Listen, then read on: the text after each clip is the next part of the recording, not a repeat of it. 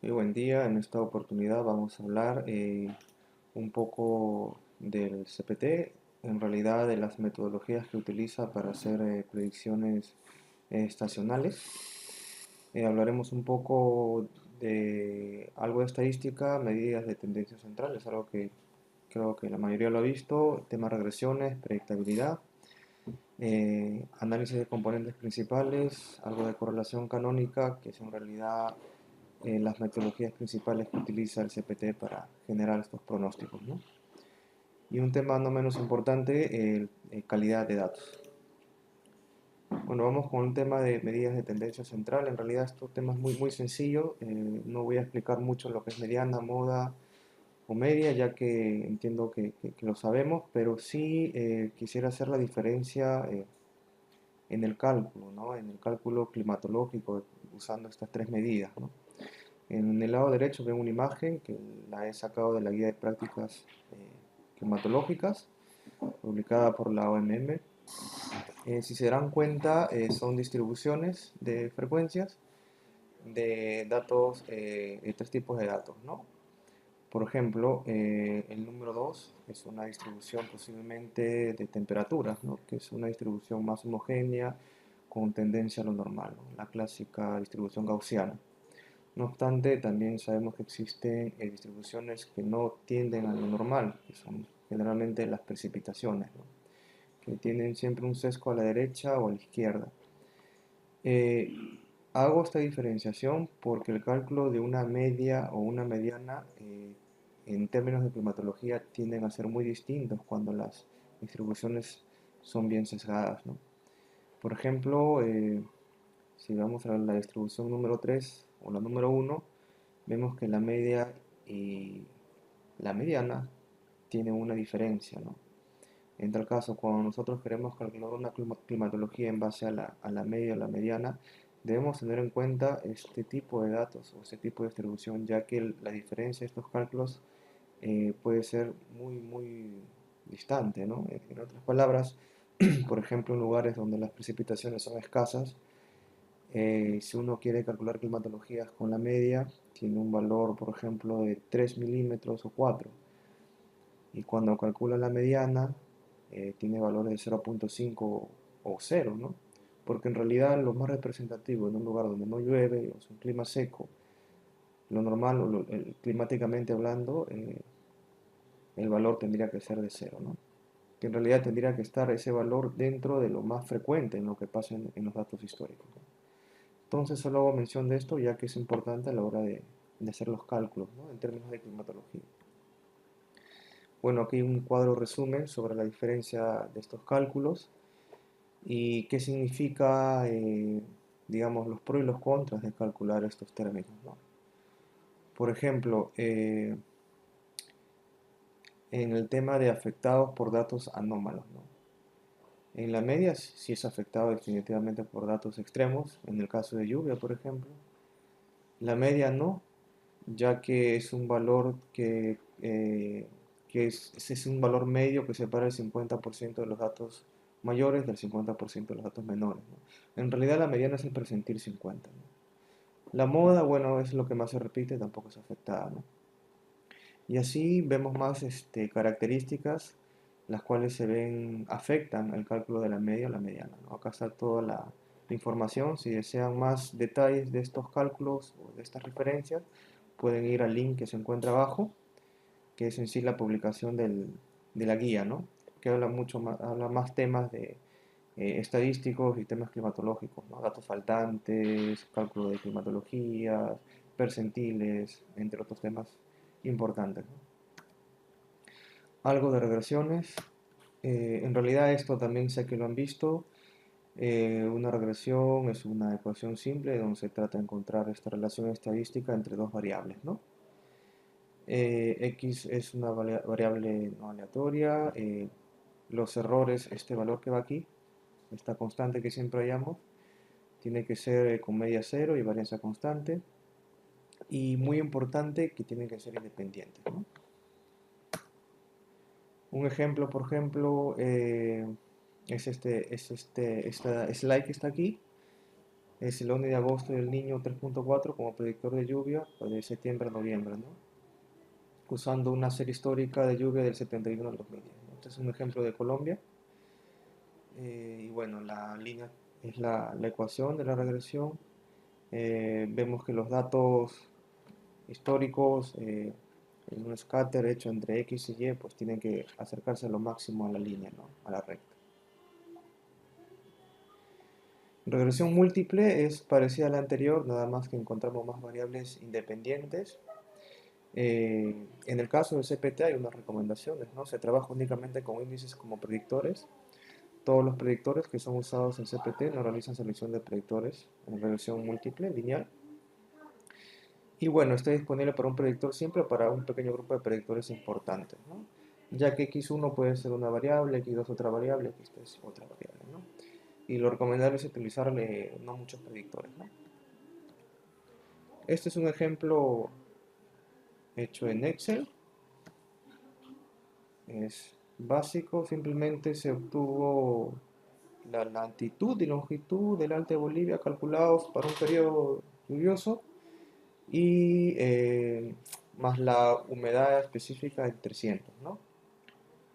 Ese es el lado de las variables independientes y la variable dependiente sería la lluvia en una localidad. En realidad serán como 30 estaciones, pero se calculó, digamos, un promedio de esas estaciones, que en realidad viene a ser la primera componente, y se hizo la regresión, ¿no? Los resultados son estos, y bueno, va muy bien estas variables que se han utilizado para representar la lluvia en ese lugar, ¿no? Es solo un ejemplo, ¿no?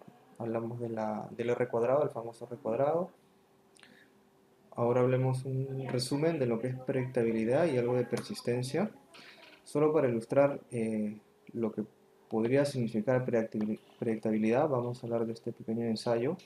Si ven en la imagen, un embudo y una superficie con dos inclinaciones, ¿no? A través del embudo pasan unas pelotitas. Si hacemos este ejercicio miles de veces, vamos a darnos cuenta que la cantidad de pelotitas del lado izquierdo y derecho van a ser las mismas, ya que es un ejercicio aleatorio, ¿no? Ahora imagínense que a este ejercicio aleatorio le agregamos un forzante, ¿no?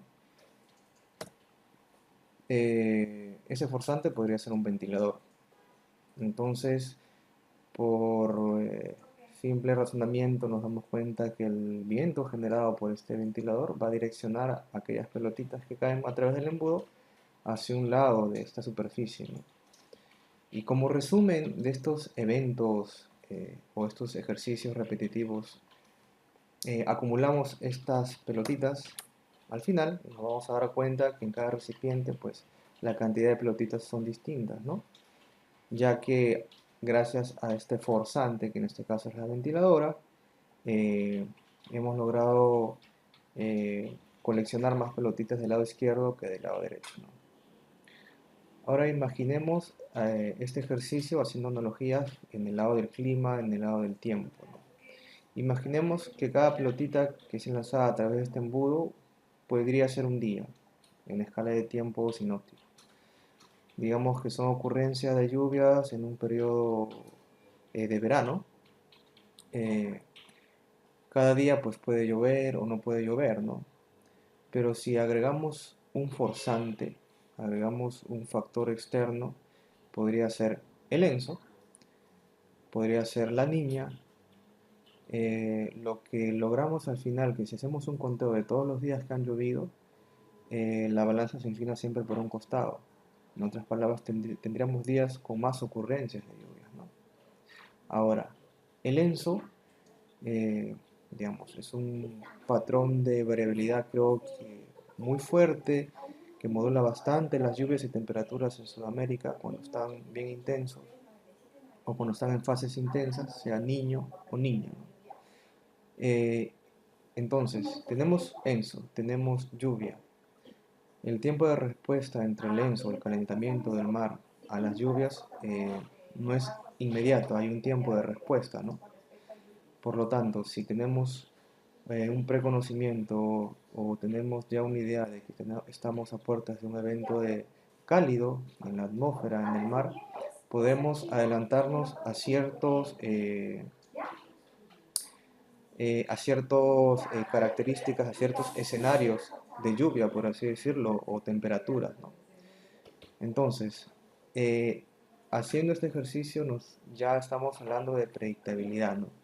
Predictabilidad, como dice acá en el texto, lo he extraído de un texto que he encontrado en la página del OMM. Dice, esta predictabilidad es posible debido a que el estado de la atmósfera es sensible a otros componentes del sistema climático que varían en escalas de tiempo más lentas que el tiempo atmosférico y que por lo tanto condicionan la evolución de la atmósfera hacia un estado preferido. Estos componentes incluyen, por ejemplo, la temperatura de la superficie del mar, la humedad del suelo, la cobertura de nieve y extensión del hielo marino, ¿no? Entonces, la predictabilidad tiene que ver mucho con el tiempo de respuesta de la atmósfera, ¿no? A cierto forzante, a cierto patrón de variabilidad, que podría ser el ENSO, por ejemplo. Entonces, ya que hablamos de predictabilidad y de estos factores que fuerzan y tienen un tiempo de respuesta a los cuales nosotros nos sirven para inferir a futuro algún escenario, pues ya podríamos también hablar de predictores, ¿no? Por ejemplo, si ya sabemos, de hecho, que estamos a puerta de un niño, fenómeno del niño, que se viene intenso, la idea es captar a través de alguna variable ese fenómeno. Y bueno, estas variables vendrían a ser los predictores, ¿no? Predictores en sí son variables, puede ser temperatura superficial del mar, vientos zonales que recojan aquella variabilidad de un fenómeno o de un patrón climatológico, un patrón climático como podría ser el ENSO, ¿no?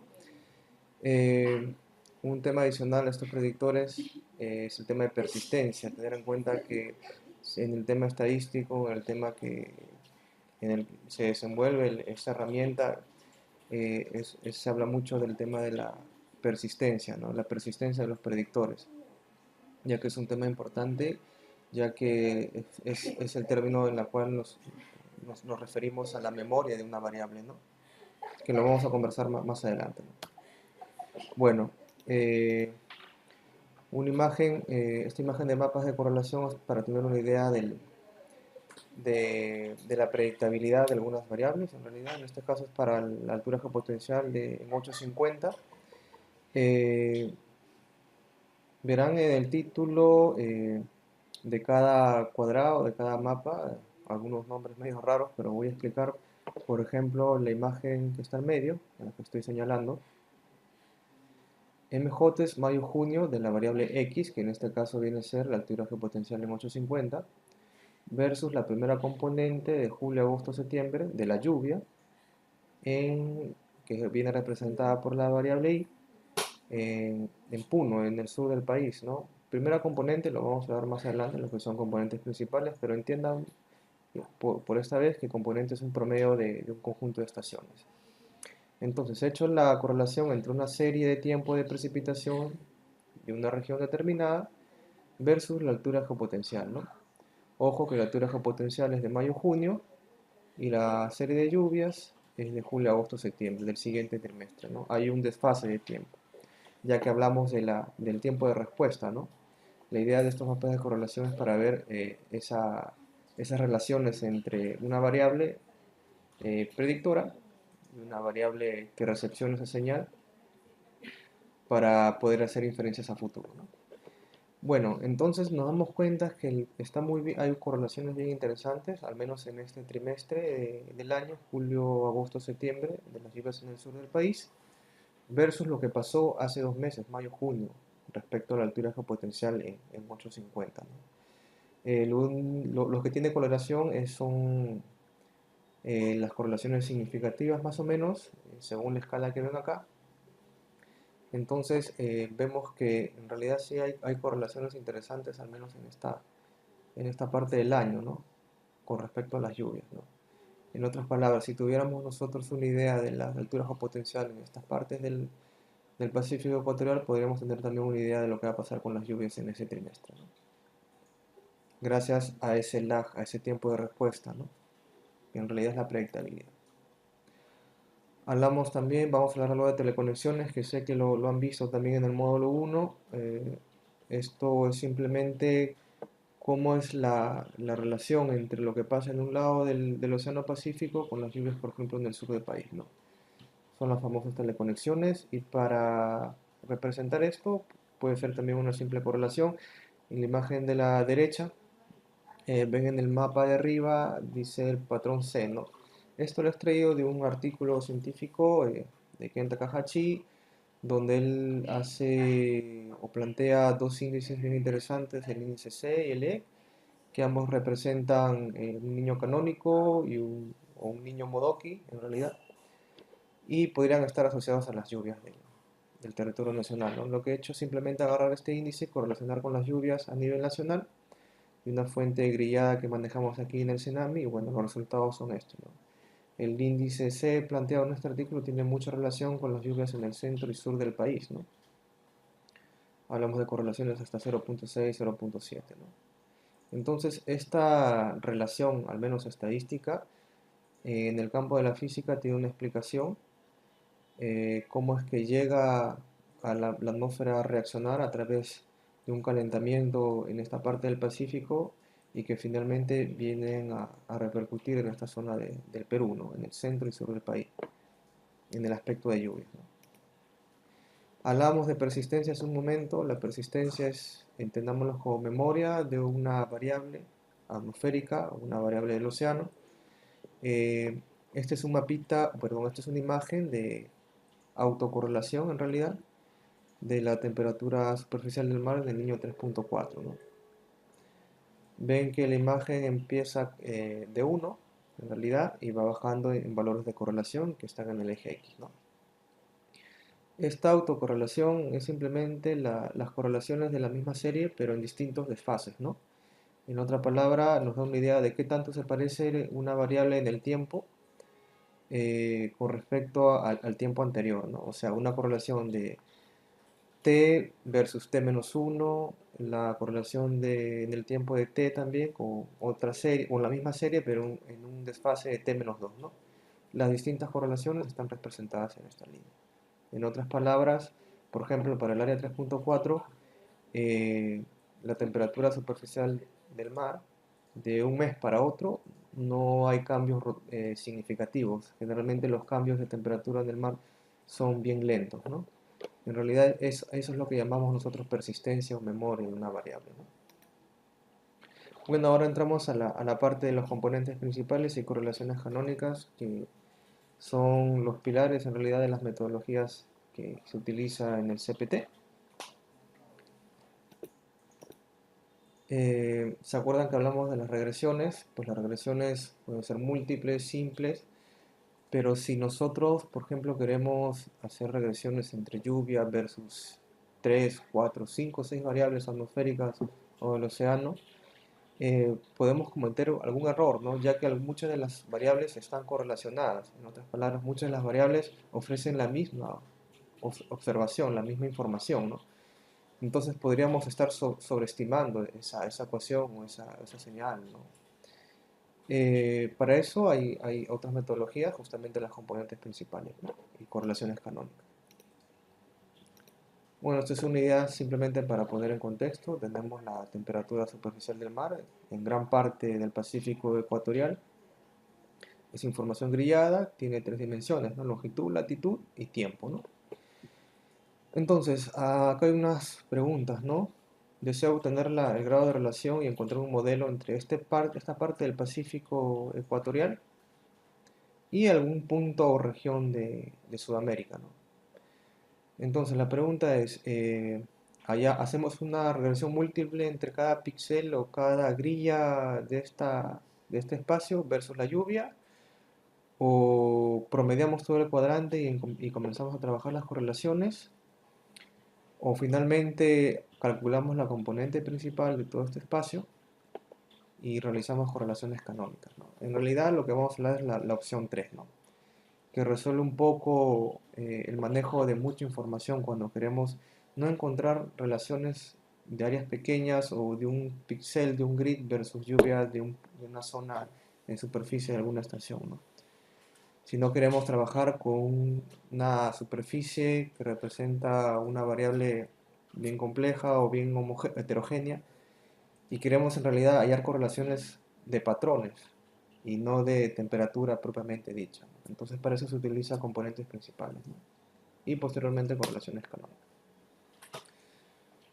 Bueno, una componente principal, como dice el texto, es un promedio ponderado de un grupo de variables originales. El conjunto de todas las componentes, pues el peso, toda la información suma 1, en otras palabras, explica toda la variabilidad del conjunto de estaciones, ¿no? Por ejemplo, esta imagen que ven acá es extraída del mismo CPT. La imagen de la derecha es el patrón, la estructura de la primera componente y los pesos o los scores temporales, es la imagen izquierda, perdón. Entonces, la componente principal o estas análisis de componentes principales generalmente están compuestos por estos dos aspectos, ¿no? Uno que es la serie y otra que es la estructura en sí, que ya nos ayuda a dar un significado físico de lo que estamos viendo, ¿no? Este es un resumen, por ejemplo, un esquema o un análisis de la componente principal de la temperatura superficial del mar. Hablamos que tenemos información grillada, tenemos tres dimensiones, latitud, longitud y tiempo, ¿no? Hablamos de un conjunto de información. Si tratamos de resumir esto a través de las componentes principales o el análisis de componentes principales, lo que obtenemos son siempre dos cosas, ¿no? La serie de tiempo, los scores y tenemos la estructura, ¿no? Y en realidad esta componente es extraída de la información global, pero sí también podemos extraer la componente 2, la componente 3 y la componente 4, etcétera. ¿Cuántas componentes? Como cantidad de variables tengamos dentro de nuestra información. En este caso, por ejemplo, si tenemos una grilla de 20 por 20, podríamos obtener 20 por 20 componentes principales, o sea, 400 componentes principales, ¿no? 400 patrones de variabilidad. Pero la idea es obtener siempre o quedarse con los primeros, ya que son los primeros los que aportan mayor variabilidad o mayor cantidad de varianza explicada de todo el conjunto de datos, ¿no? Como verán acá en la imagen, acá aparece 50%, 20%, 9% y va decreciendo esta varianza explicada, ¿no? La idea es utilizar las primeras, ya que en realidad la mayor información de variabilidad en el tiempo están comprendidas en estos componentes, ¿no? Bueno, aquí hay algunas ideas que se trabajan en el CPT. El objetivo es que los componentes principales tengan máxima varianza, eso ya los comenté, y no estén correlacionadas. La misma metodología trata de no eh, generar componentes que estén correlacionados, ¿no? Porque la idea es no repetir lo que se hace en una regresión, no caer en ese error, ¿no? Eh, bueno, el CPT usa cada componente principal, se debe usar a la componente principal K-1, que es la principal, ¿no? ¿Por qué componente principal? Bueno, eh, explican la cantidad máxima de varianza, como les comenté, y además son representativos de la variabilidad de la temperatura superficial del mar en grandes áreas, ¿no? Como les mencionaba, estas metodologías se utilizan para grandes áreas. No están correlacionadas y los errores en los parámetros de regresión se minimizan. Y ahora hablemos algo de las correlaciones canónicas, ¿no? Ya que hemos hablado un poco de las componentes y que sabemos, podemos calcular más de una componente principal para variables X o variables Y, las cuales queremos saber las correlaciones. Vamos a hablar el tema de correlaciones canónicas, ya que en realidad las correlaciones canónicas en el tema del CPT trata de resolver la regresión múltiple, ¿no? Pero no de las variables crudas de X o Y, o sea, la variable de temperatura o variable de lluvia, sino lo que trata de resolver la correlación canónica son estas regresiones entre las componentes principales de X y las componentes principales de Y, o componentes principales de un predictor y componentes principales de un predictante, ¿no? Predictante puede ser lluvia o temperatura, ¿no? Entonces, las correlaciones que se hacen en realidad son para hallar patrones correlacionados, ¿no? En otras palabras, de repente ver el ENSO, cómo se correlaciona muy bien con las lluvias en el norte del país, hablando de Perú, y las deficiencias de lluvias en el sur, ¿no? Por ejemplo, la imagen que está viendo a continuación son los resultados que lo obtenemos del CPT, que son las correlaciones canónicas. Ven el primer modo en la imagen 1 de la variable X, que en este caso es temperatura superficial del mar. Esta imagen creo que es muy conocida. Hablamos del ENSO. Y la imagen de abajo es el modo o el patrón de la variable I, podría ser precipitación, ¿no? Entonces, yo hago la pregunta, ¿no? ¿El ENSO está relacionado o el calentamiento del mar está muy relacionado con las precipitaciones, al menos en el norte y centro del país, ¿no? Es más o menos lo que podría significar esta correlación de patrones, ¿no? Al igual, estos patrones están representados en una serie temporal scores, que lo podemos ver a la derecha, ¿no? Y la correlación de estos patrones, o estas series que representan los patrones, pues es 0.6, ¿no? Estas imágenes las van a ver en el CPT muy seguido y en realidad es lo primero o una de las primeras cosas que deberíamos ver antes de hacer un pronóstico, ¿no? Ya que estas imágenes son las que nos dan una idea de la interacción física entre un predictor y un predictante, ¿no? Bueno, acá hay un resumen bien interesante, es algo de lo que venía comentando. La correlación canónica lo hace fácil, ¿no? La ciencia del pronóstico climático estacional está en todas las conexiones entre los forzantes y la variable de respuesta. Una vez que se ha identificado plenamente el mecanismo forzante, la respuesta puede ser anticipada y podemos tener un pronóstico. El análisis de correlación canónica es justamente la herramienta que conecta el forzante y la respuesta, ¿no? Como les comentaba, esta es la parte, si bien es cierto, es cálculo estadístico, pero nos permite de alguna manera inferir eh, o confirmar el concepto, al menos conceptual, de la física entre estas dos variables, ¿no? La forzante y la variable de respuesta. O el predictor y el predictante, ¿no? O un ejemplo podría ser entre la temperatura del mar del Pacífico ecuatorial versus la precipitación en el sur de Sudamérica, ¿no? Eh, Estas son otras ideas adicionales. El concepto simple, ¿no? Una correlación canónica, ¿no? Identificar patrones espaciales con dos grupos de datos, X y Y, que se relacionen en el tiempo, ¿no? Los modos de las correlaciones canónicas, ¿no? Usar los patrones en los datos X para predecir los patrones de los datos Y, ¿no? Y bueno, se hace la magia, ¿no?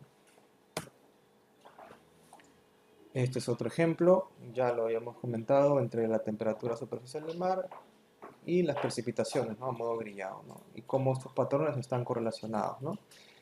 La representación en tiempo representados en una serie histórica es la imagen de abajo y pueden ver ahí los años niños y extraordinarios, ¿no? Incluso años niñas, ¿no? Cómo están correlacionados en el tiempo, ¿no?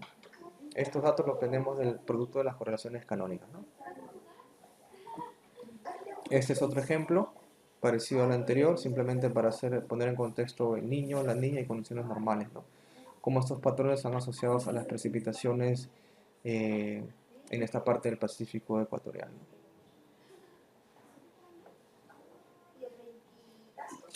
Esto es lo mismo que la imagen anterior, simplemente que la serie histórica se ha puesto en barritas para ver cómo es que crecen o decrecen según la fase del elipso, ¿no?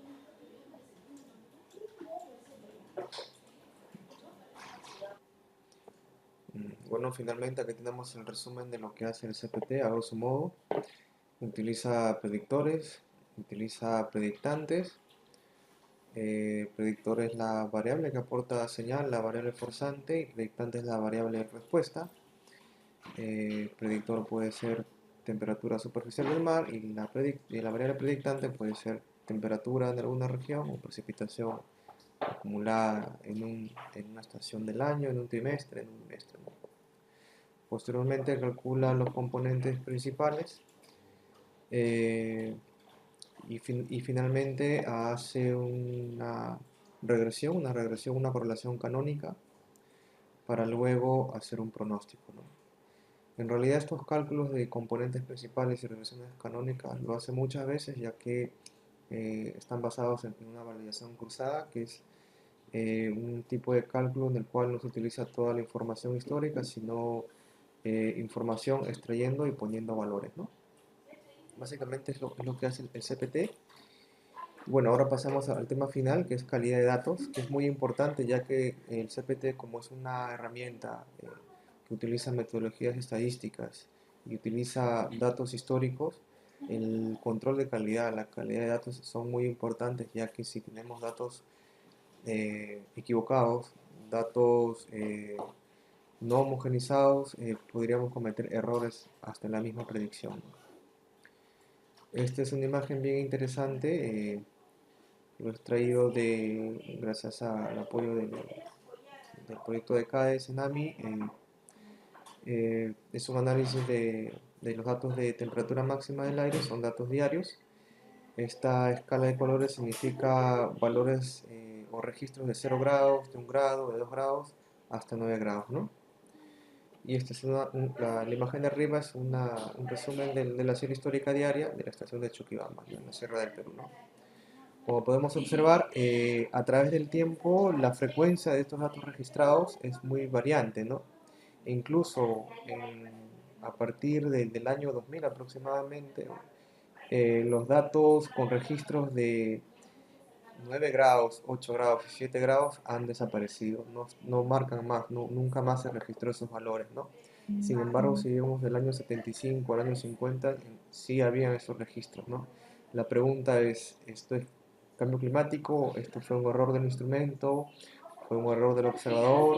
Entonces son temas que hay que revisar bien en nuestras series históricas antes de utilizarlas como fuentes para un análisis estadístico, ¿no?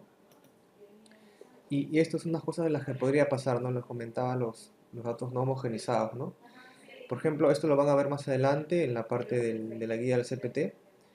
Eh, Ven la imagen acá donde dice normal 1 y normal 2, pues aquí hemos encontrado unas diferencias bien notorias entre ciertos periodos de tiempo, ¿no? A partir del 95 para adelante, si calculamos una normal para cada tramo, pues las normales son bien distantes, ¿no? La pregunta es si esta serie corresponde a una sola fuente de información o que hubo un problema en la estación, en la observación. Entonces pueden pasar muchas cosas, ¿no?